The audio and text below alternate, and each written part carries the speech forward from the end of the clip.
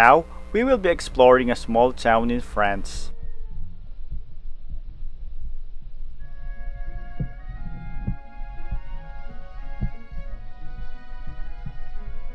The village of Giverny lies in the gateway to Normandy in France, along the river Seine.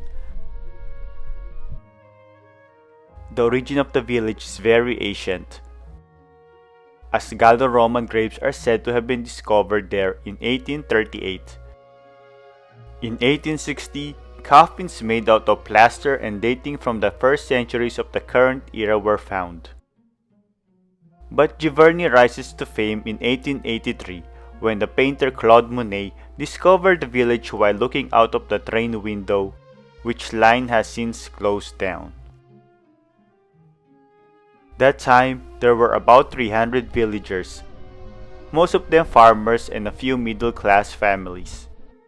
From 1887 onwards, a colony of foreign painters, mainly Americans, settled in Giverny. But this seems to have been by chance and the charm of the place rather than the presence of Monet, which they did not know of. The painters Sargent, Metcalfe, Ritter, Taylor, Wendell, Robinson, Bruce, and Breck came first. For 30 years, about 100 artists stayed one after the other in Giverny. Although they did not have much contact with Monet, who considered their presence a nuisance. However, their art will be deeply influenced by Impressionist techniques. Alright, since we learned a brief history of the village of Giverny, let us visit some of the sites related to Impressionism.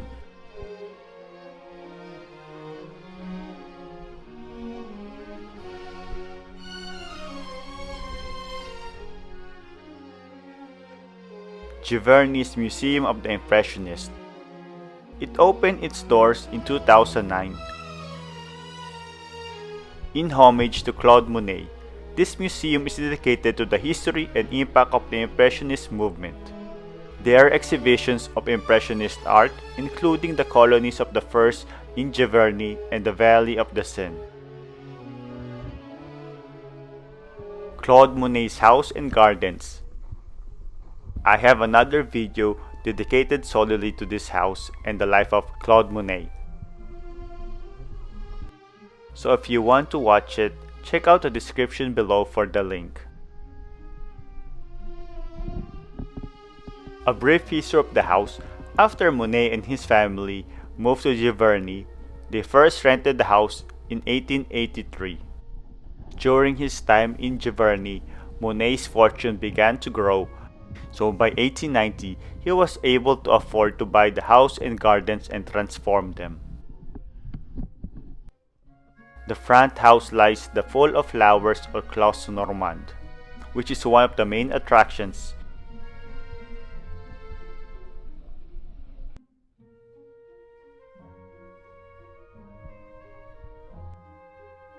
And on the other side of the road is the water lily pond garden.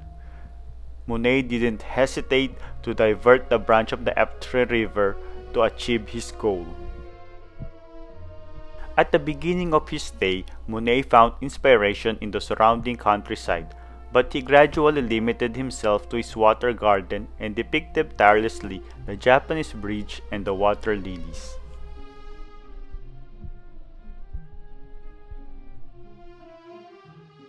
The Hamlet. Next door to Claude Monet's property is a historic house known as the Hamlet. It welcomes several artists from Giverny colony. American artist Lila Cabot Perry spent numerous summers in Giverny with her family between 1889 and 1909 and lived in several different houses including the Hamlet. She was a friend of Monet who shared his interest in painting and gardening. She is also a spokesperson for Impressionism in the United States. Born to a wealthy Boston family, she advised her friends on their art collections and organized exhibitions. In this way, she contributed to the introduction of Impressionism in America. In 1907, with fellow American Mary Wheeler, they both rented the Hamlet and opened a school for painting there. She invited American artists such as Frederick Froelich and Richard Miller, two important painters living in Giverny, to teach the young American women enrolled in her classes. Froelich lived in the Hamlet during part of his 15 years in Giverny, and he produced numerous canvases in the gardens. Since 1986, the Terra Foundation for American Art has occupied the property. It supports a worldwide study and preservation of historical American art through its grants, initiatives, partnerships, art collections, and other resources. The Old Hotel Baudy. Giverny was still a quiet rural village where Claude Monet chose to settle in 1883, and American painters enthusiastically discovered him.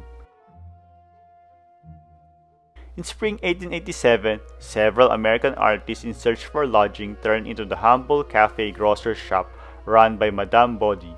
She did not rent rooms, but there was no hotel in the village. So realizing that these young men were determined to return with their fellow artists, she decided to convert her grocer's shop into a hotel. Overwhelmed at first, Madame Baudy hurried to install some rooms where she could welcome the first guests of the hotel in the summer. She also had a studio built in the gardens, allowing artists to work in case of bad weather or when working from nude models. It was the first true artist studio in the village. Afterward, she created 2 additional studios. By establishing this hotel, Madame Baudy played an essential role at the beginning of the Giverny artist colony, as well as in its development. The hotel became not only a place to live, eat, and meet other artists, but also a very lively social center of the village. Theatrical and musical evenings gave way to costume balls and dance competitions. The hotel was a place of laughter and parties until the beginning of the First World War.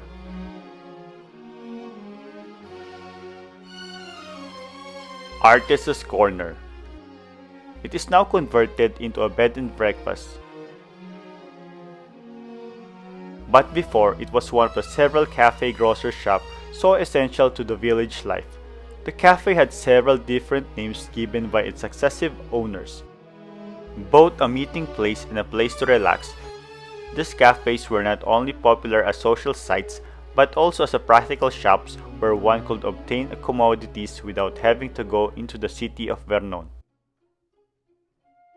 The owner played an essential role, sharing the latest news and providing information to passing visitors. Giverny counted 5 of these establishments where farmers met with pleasure after a hard day of labor, drinking local wine. They talked about recent events, exchanged ideas and gossip, and then devoted themselves to card games or dominoes. They could even play billiards in the cafes, many of which had a separate room for this game skill. And which had become extremely popular throughout France. The House of Madame Baudy. At the end of the 19th century, this house belonged to Madame Baudy, whom it was given by her father, a tenant farmer. With her charming personality, Angelina Baudy became a generous hostess and savvy businesswoman, completely devoted to her guests. Just a few steps away from here, she ran a small cafe and grocer's shop where she lived with her husband, Lucien Baudy, a salesman and sewing machinist. She eventually transformed her small cafe and grocer's shop into a hotel to accommodate the growing American artists in Giverny. This house became kind of an annex to the hotel, reserved for a privileged few. This was the case of American Theodore Robinson, one of the first painters to arrive in Giverny. Madame Baudy was fond of this young man, who suffered from fragile health and was known for his kindness and discretion. A little older than most of his compatriots, he was one of the few artists of the colony to develop a true friendship with Claude Monet. Also, Boston painter George Collins lived in the house in 1905, when he married a young woman from Vernon at the village town hall. Since the beginning of the 19th century, the house has remained in the Baudy family.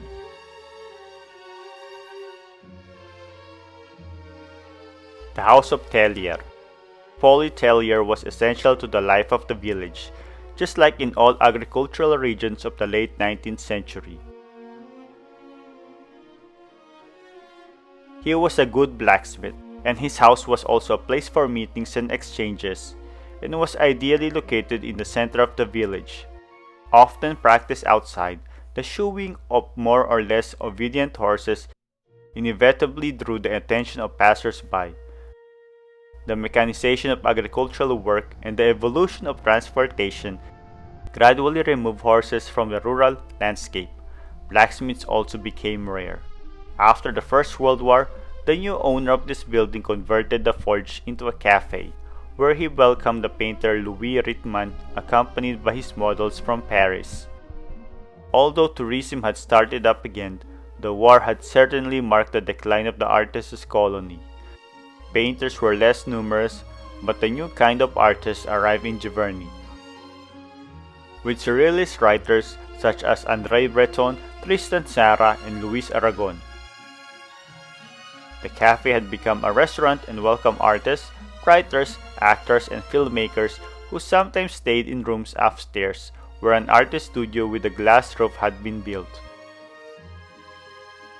At the approach of the Second World War, tourists deserted the village, leading to the closure of the restaurant in 1940, owned by the same family for 5 generations.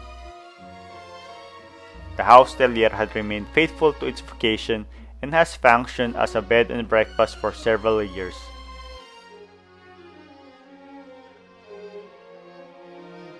The Church of Saint Radegonde.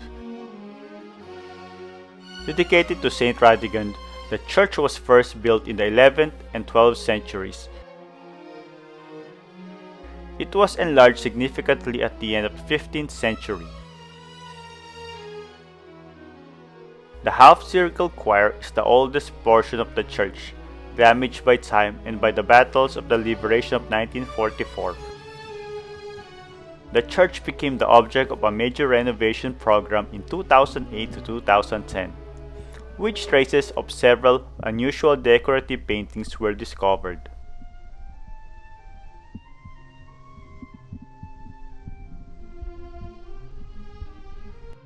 Radegonde was the daughter of Bertbert, king of Thuringia. Educated in the Christian religion and baptized, Radegonde wanted to become a nun but was forced to marry Clotaire. As the queen of the Franks, she was concerned with the welfare and happiness of her people, and when Clotaire murdered her brother, she left him and entered the church. Fleeing the Poitiers, she created the Abbey of Saint Croix, where she died in 587. Venerated throughout her lifetime, people consider her the patron saint for the cure of skin diseases. Some of the well-known people who are resting in the church graveyards are Claude Monet and his family,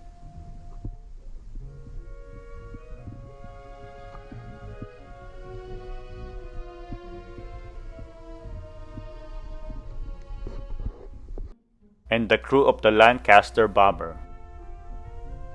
It happened during the night of the 7th and 8th of June 1944, when a Royal Air Force Lancaster bomber crashed in flames to the south of the village. This statue displays a propeller blade from the aircraft to pay homage to the 7 crews lying in the cemetery. So now, we learn the history of the village of Giverny and some of the interesting sights to see here. And if you ever visit France, don't forget to stop by to check on Claude Monet's house and gardens, and explore the village to see some shops and to enjoy the sceneries and the tranquility of this small, quaint village.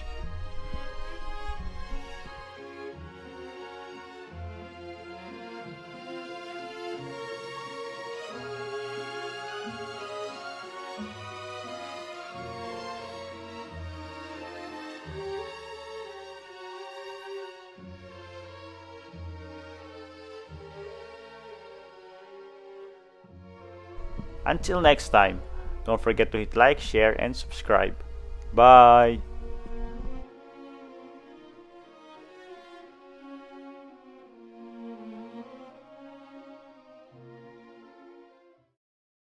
So guys, if you like our videos, please subscribe to our channel and feel free to comment. Hit the bell, hit the bell, hit the bell, hit the bell. Come on guys, hit the bell. For notifications. And don't forget to share. And like.